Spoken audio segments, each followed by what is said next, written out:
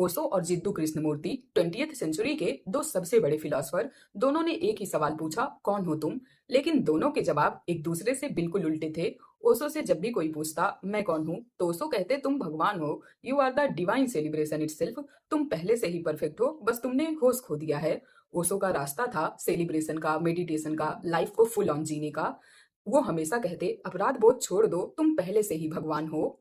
अब आते हैं कृष्णमूर्ति पर। अगर कोई उनसे पूछता मैं कौन हूँ, तो वो कहते तुम कुछ नहीं हो, यू आर नथिंग। उनका कहना था जिसे तुम मैं कहते हो वो तुम्हारी मेमोरीज, तुम्हारा ईगो, तुम्हारी कंडीशनिंग और तुम्हारे थॉट का एक कचरा है।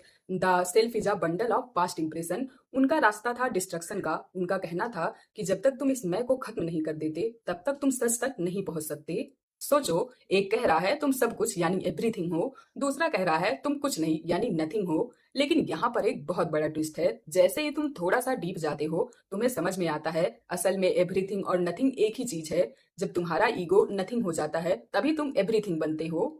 दोनों का रास्ता भले ही अलग था, लेकिन मंजिल एक थी। अब तुम बताओ, तुम्हें किसका रास्ता ज्यादा समझ में आता है, ओशो का सेलिब्रेशन या जेके का साइलेंस? कमेंट में जरूर बताना।